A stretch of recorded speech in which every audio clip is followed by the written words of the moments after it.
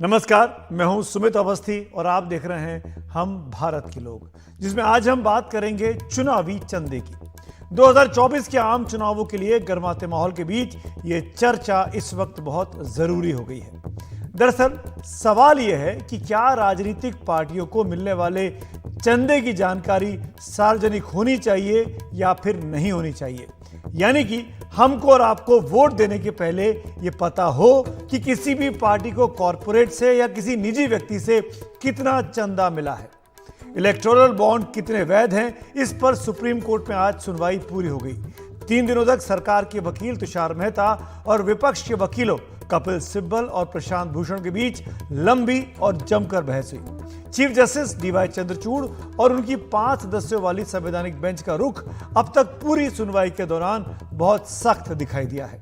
CJI Chandrachud की अगुवाई वाली पीठ ने अपना आदेश सुरक्षित रखने के पहले चुनाव आयोग से आज कहा कि वो 2 हफ्तों में बताए कि राजनीतिक दलों को 30 सितंबर 2023 तक कितना चंदा मिला है।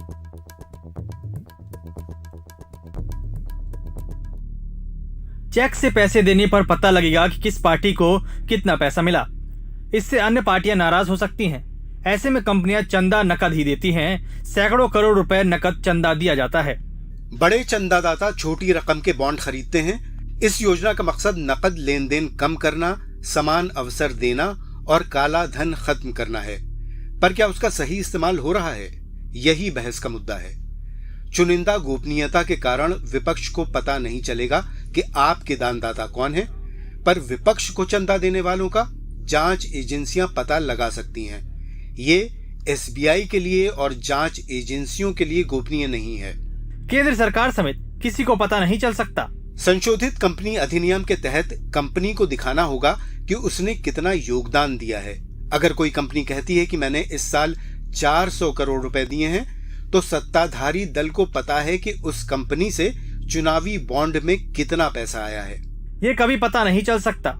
नहीं, पार्टी को पता है कि उस कंपनी से कितना आया है। पहले हर सियासी दल को चंदे का हिसाब रखना होता था। चुनावी बॉन्ड में वो शर्त हटा दी गई है।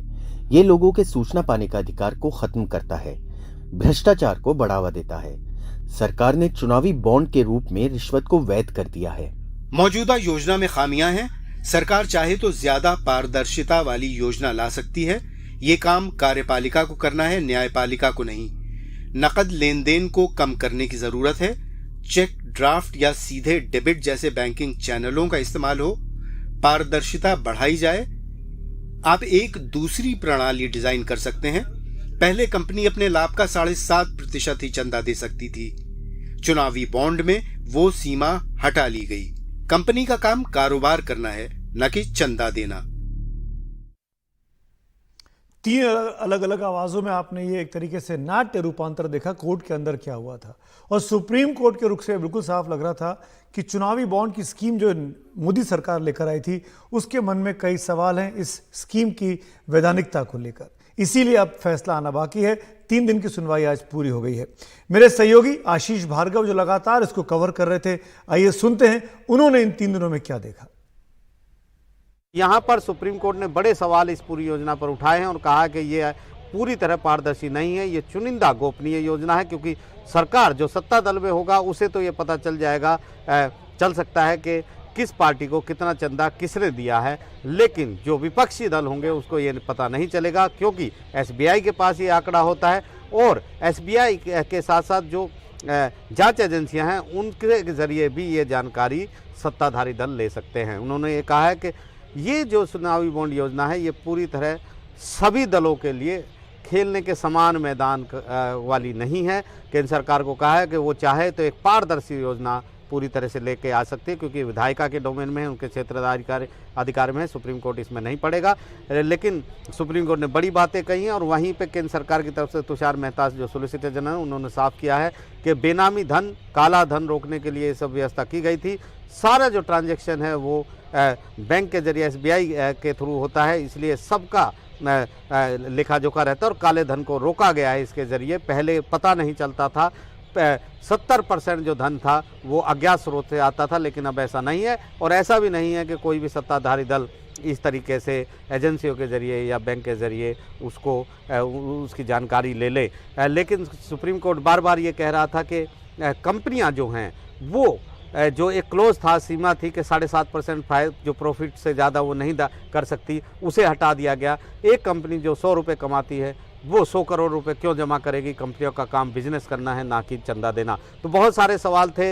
याचिकाकर्ताओं ने भी बहुत बड़े सवाल उठाए। कपिल सिब्बल और प्रशांत भूषण ने भी कहा कि इस योजना को रद्द कर देना चाहिए, क्योंकि ये भ्रष्ट आचरण की तरह है और भ्रष्टाचार को इजाज़त नहीं दी जानी चाहिए। नई दिल्ली से आशीष भार्गव, एनडीटीवी इंडिया। और आइए अब दो वरिष्ठ मेहमान मेरे साथ अपने सहयोगी से बात करने के बाद उनके पास चलेंगे। डॉक्टर एसवाई कुरैशी, जो कि पूर्व मुख्य चुनाव आयुक्त हैं, स्वागत है कुरैशी साहब आपका। और अश्विनी दुबे जी, जो कि एडवोकेट है सुप्रीम कोर्ट के, आपका भी अश्विनी जी स्वागत है। कुरैशी साहब, मेरा पहला सवाल आपसे, क्या इस 3 दिन की बहस के बाद, जिसको आपने भी शायद फॉलो किया होगा, क्या लगता है कि इलेक्टोरल बॉन्ड्स के आने से, मैं आपकी राय जानना चाहता हूँ, क्या सिस्टम में पारदर्शिता आई है या कुछ खास लोगों के फायदे के लिए पारदर्शिता आई है? ये सवाल ये मुझे तो अजीब लगता है कि पारदर्शिता आई है। जो आई भी थी, जो थी, वो खत्म कर दी गई है, बिल्कुल टोटली बर्बाद कर दी गई है। और आज के डिस्कशन मैंने फॉलो नहीं किया, कल परसों का थोड़ा सा किया था, पर क्योंकि मुझे तो हैरानी है कि जो ये स्कीम, मैंने बजट स्पीच सुनी थी जेटली साहब की, उनका पहला सेंटेंस ये था कि without transparency of political funding free and fair elections are not possible. यानी ट्रांसपेरेंसी के बिना फ्री एंड फेयर हो नहीं सकते। ये उन्होंने बहुत अच्छी बात की, ये तो हम कह रहे थे। दूसरा सेंटेंस भी उनका बहुत अच्छा था कि 70 साल से हम ये ट्रांसपेरेंसी क्रिएट करने में असफल रहे हैं, ये भी उन्होंने ठीक बात कही। हमने तीसरा सेंटेंस ये एक्सपेक्ट किया था कि अब हम ट्रांसपेरेंसी इंट्रोड्यूस करेंगे, और क्या सुना हमने कि जो बची खुची जो भी ट्रांसपेरेंसी थी हम उसको खत्म कर देंगे।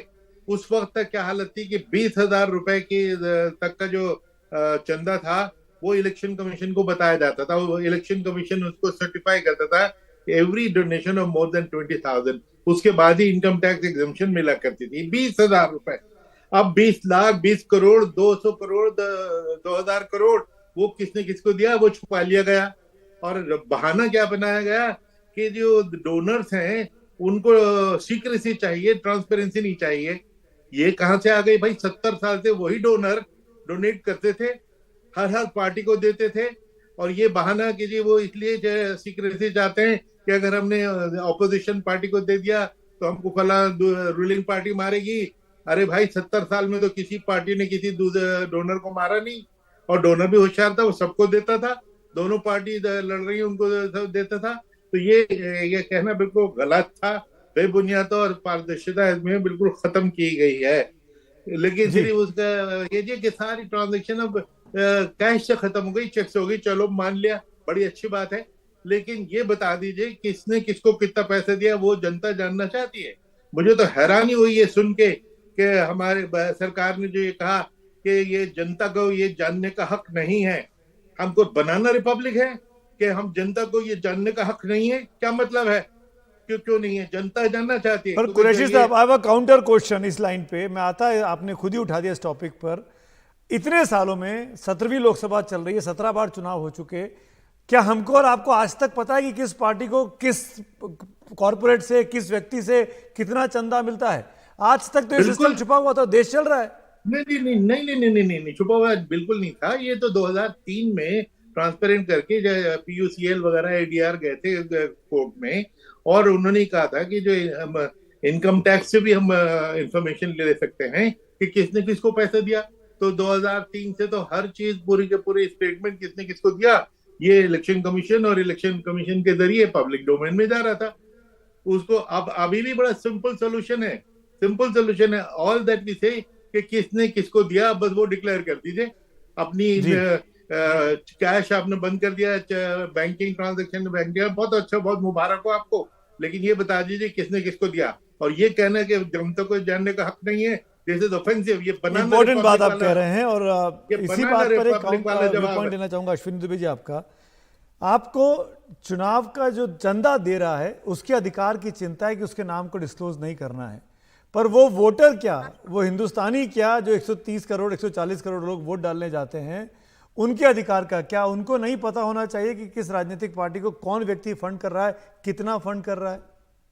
देखिए, दो बातों को हमें सोचना पड़ेगा। सबसे पहले सुप्रीम कोर्ट ने जो है इलेक्टोरल बॉन्ड की पूरी स्कीम आई, और जैसे फॉरेन कंट्रीब्यूशन रेगुलेशन एक्ट में परिवर्तन किया गया, रिप्रेजेंटेशन ऑफ पीपल एक्ट में अमेंडमेंट किया गया, इनकम टैक्स एक्ट में, कंपनीज एक्ट, उस पर सुप्रीम कोर्ट ने ये दो बातें कहा। क्यों पॉजिटिव ऑब्जर्वेशन भी सुमित जी आपको सोचिए, सुप्रीम कोर्ट ने कहा कि कोई संदेह नहीं है कि चुनावी बॉन्ड की योजना गोपनीयता रखती है, इसके पीछे की सोच सराहनीय है, लेकिन पूरी तरह से ये ट्रांसपेरेंट नहीं है, क्योंकि दानदाता की जानकारी जो है लोगों को नहीं मिल रही है। और एजेंसियों के लिए भी यह गोपनीय, उन्होंने कहा कि सरकार यह सुनिश्चित कर सकती है कि क्या ये योजना जो इसमें प्रोटेक्शन मनी या बदले में लेन देन शामिल नहीं होगा, इस योजना से किस बैंक को बढ़ावा मिलेगा, ये सारे प्रश्न थे। अब दो बातें देखिए, समझिए, एक ट्रांसपेरेंट मेथड जो पॉलिटिकल पार्टीज की फंडिंग का है, वो निश्चित तौर पर हमारे देश में फ्री फेयर इम्पार्शियल इलेक्शन के लिए बड़ा वाइटल है, बड़ा इंपॉर्टेंट है।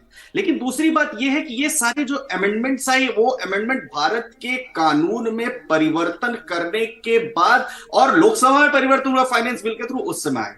अश्विनी जी देखिए, आप जो बातें कर रहे हैं, मैं बहुत, क्योंकि वक्त की भी सीमाएं हैं, हम लंबी बहस दिन भर नहीं कर सकते हैं, मेरी सीमा, मैं ये जानना चाह रहा हूं कि जिस तरह की बात की गई कि एक दानदाता को की आइडेंटिटी छुपाने में कोई दिक्कत नहीं है, पर क्या एक वोटर होने के नाते आप नहीं जानना चाहेंगे कि आप जिस पार्टी को वोट कर रहे हैं उसके पास पैसा कहां से आ रहा है?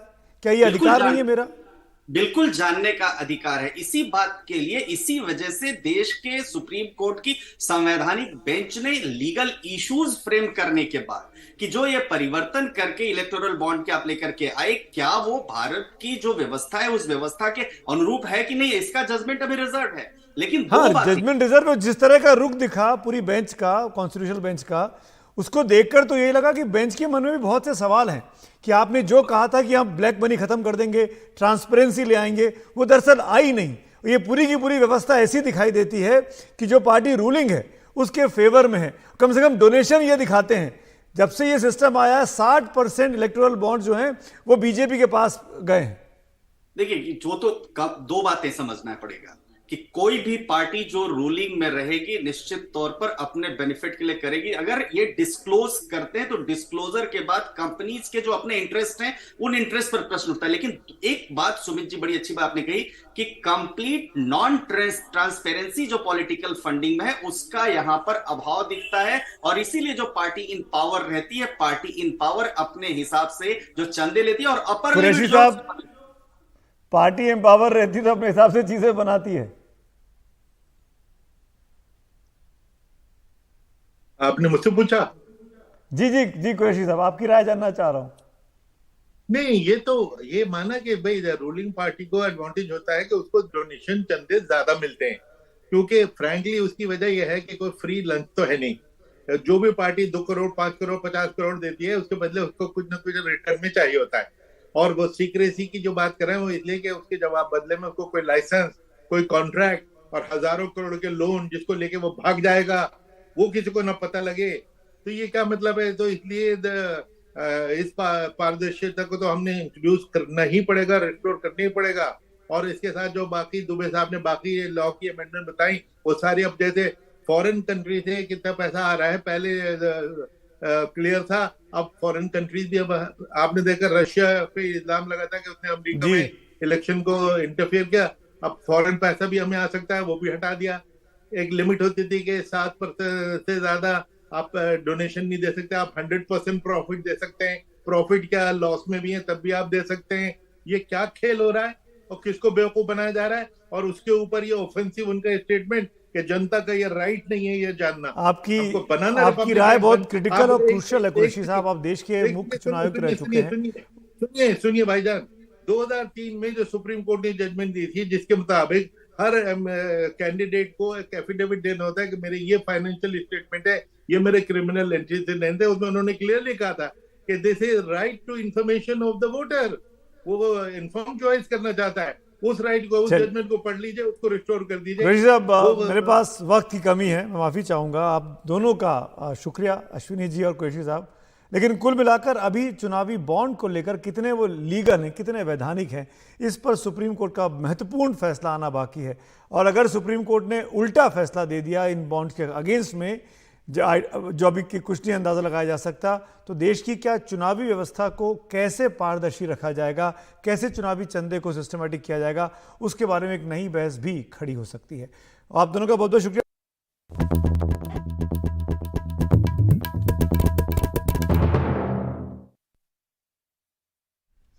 58 साल के जवान का नाम जानते हैं ना आप? शाहरुख खान। आज SRK का जन्मदिन है, 58th बर्थडे।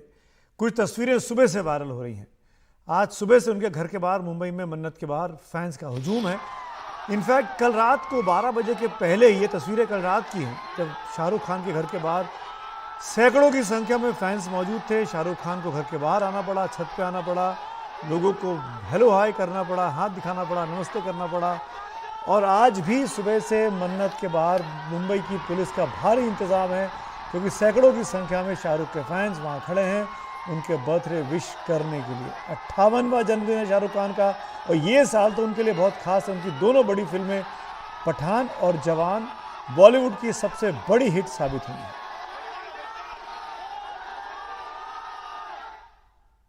तो हम सब की तरफ से शाहरुख खान को जन्मदिन की बहुत बहुत शुभकामनाएं। आज मेरे साथ फिलहाल इतना ही। वक्त है ब्रेक का। ब्रेक के बाद जरूर देखिए चुनाव की खबरें।